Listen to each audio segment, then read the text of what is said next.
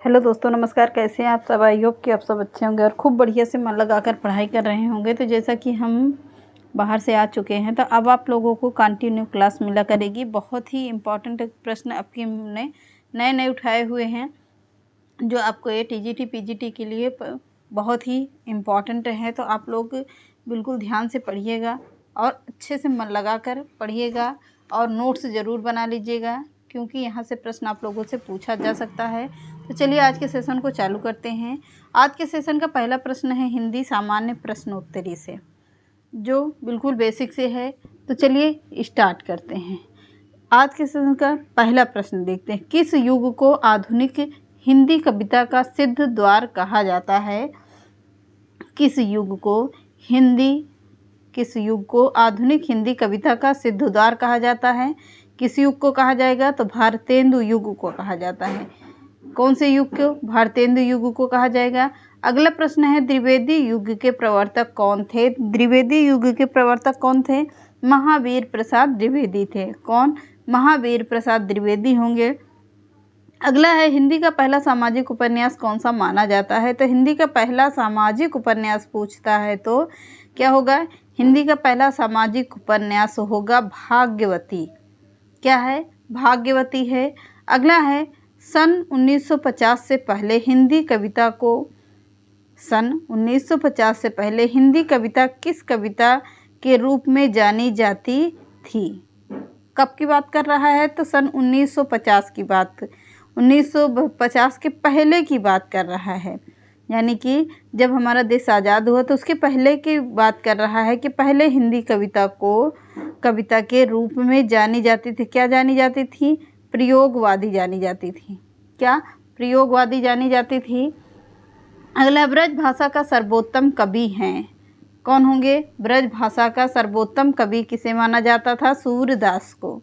किसे माना जाता है? सूरदास को माना जाता है। अगला है आदिकाल के बाद हिंदी में किस साहित्य का उदय हुआ? आदिकाल के बाद हिंदी में किस साहित्य का उदय हुआ था? तो किस साहित्य का उदय होगा? भक्ति साहित्य का उदय हुआ था। किसका? तो भक्ति साहित्य का उदय हुआ था। अगला है निर्गुण भक्ति काव्य के प्रमुख कवि हैं कौन होंगे? निर्गुण भक्ति काव्य के प्रमुख कवि कौन माने जाते हैं? कबीरदास जी माने जाते हैं। कौन माने जाएंगे? कबीरदास जी माने जाते हैं।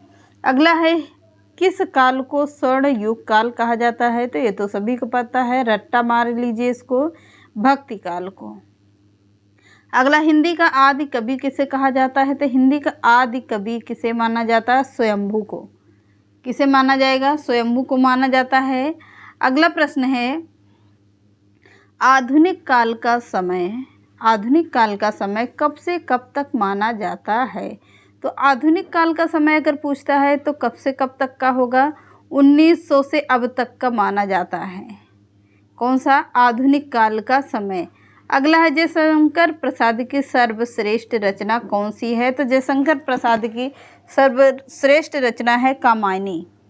कौन सी रचना होगी? कामायनी है। अगला बिहारी ने क्या लिखा है?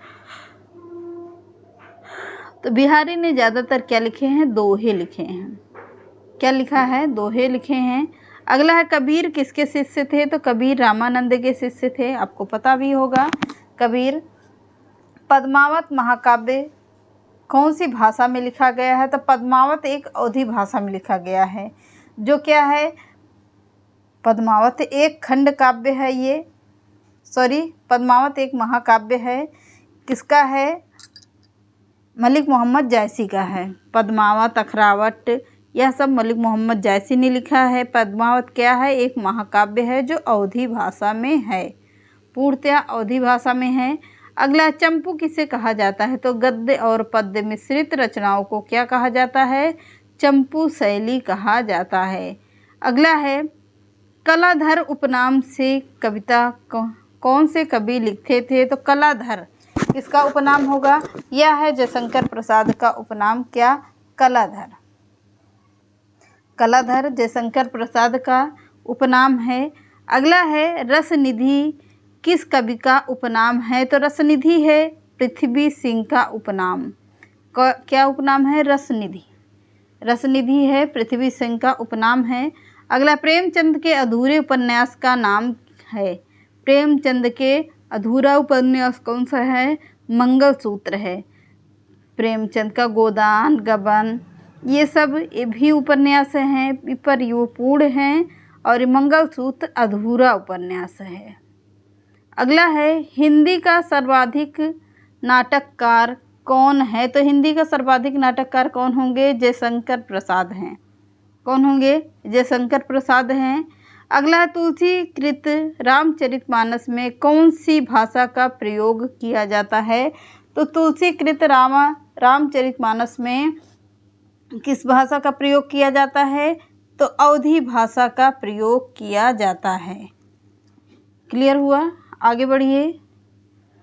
एकाकी के जन्मदाता कौन है? तो एकाकी के जन्मदाता कौन माने जाते हैं? एकाकी के जन्मदाता हैं धर्मवीर भारती। किसानों के ऊपर सबसे ज़्यादातर क्या लिखता है, रचनाएं कौन करते थे? धर्मवीर भारती। अगला है, मीराबाई ने किस भाव से कृष्ण की उपासना की थी?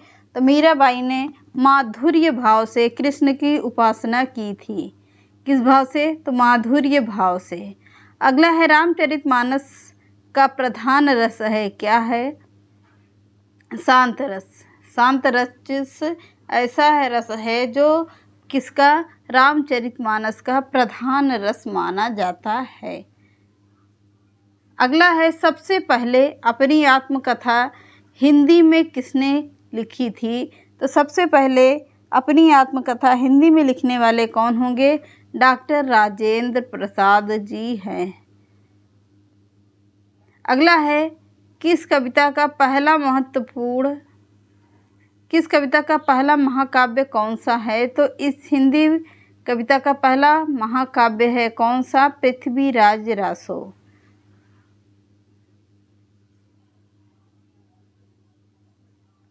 अगला है, हिंदी के सर्वप्रथम प्रकाशित पत्र का नाम क्या है? तो उदंत मार्तंड है। क्या है? उदंत मार्तंड है। अगला है, हिंदी साहित्य की प्रथम कहानी कौन सी है? तो हिंदी साहित्य की प्रथम कहानी है इंदुमती। कौन है? इंदुमती है। अगला है, आंचलिक रचनाएं किससे संबंधित होती हैं? तो आंचलिक रचनाएं क्षेत्र विशेष से संबंधित होती हैं। कौन सी रचनाएं? आंचलिक रचनाएं। अगला, पृथ्वीराज रासो किस काल की रचना की है? तो पृथ्वीराज रासो किस काल की रचना की है? आदिकाल की रचना किया है। किसने? पृथ्वीराज रासो। अगला है, हिंदी गद्य का जन्मदाता किसको माना जाता है? तो हिंदी गद्य का जन्मदाता है भारतेंदु हरिश्चंद्र जी। कौन? भारतेंदु हरिश्चंद्र जी होंगे। अगला है, कवि कालिदास की अभिज्ञान शाकुंतलम का हिंदी अनुवाद किसने किया था? तो कवि कालिदास की अभिज्ञान शाकुंतलम का हिंदी अनुवाद किया था कौन? राजा लक्ष्मण सिंह ने। किसने? राजा लक्ष्मण सिंह ने किया था। अगला है, पद्म साहित्य को कितने भागों में बांटा गया है? तो पद्म साहित्य को कितने भागों में बांटा जाएगा? 15 भागों में बांटा गया है। अगला है, कवि नरेंद्र शर्मा ने राष्ट्रपिता महात्मा गांधी के निधन से प्रभावित होकर कौन सी रचना किया था? तो किसने किया था? पहले ये जानिए। नरेंद्र शर्मा ने किया था। किसके ऊपर किया था? महात्मा गांधी जी के ऊपर किया था। और उनकी रचना कौन थी? रक्त चंदन की रचना। कौन है? रक्त चंदन की रचना।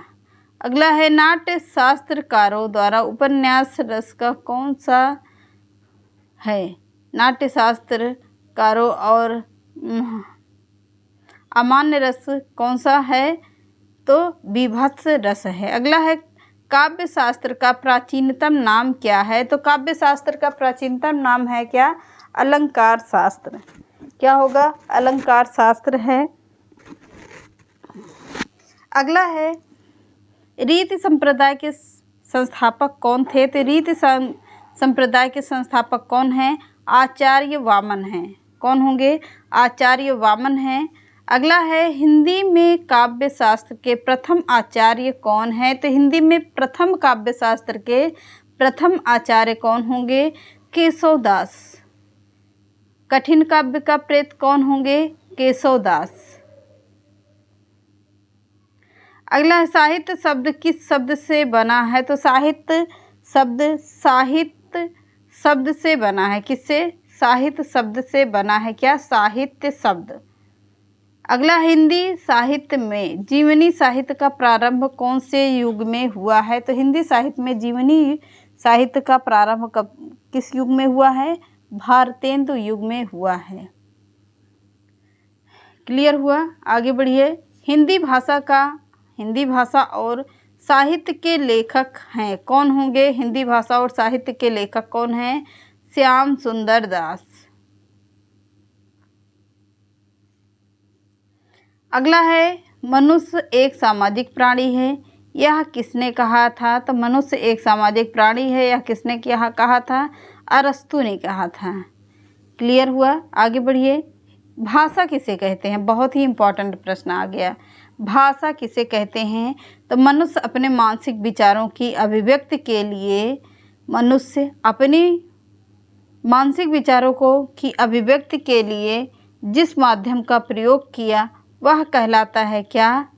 वह क्या कहलाता है? भाषा कहलाता है। अगला है भाषा शब्द की उत्पत्ति कहाँ से हुई है? तो भाषा शब्द की उत्पत्ति हुई है संस्कृत के भाष धातु से भाषा शब्द की उत्पत्ति मानी जाती है।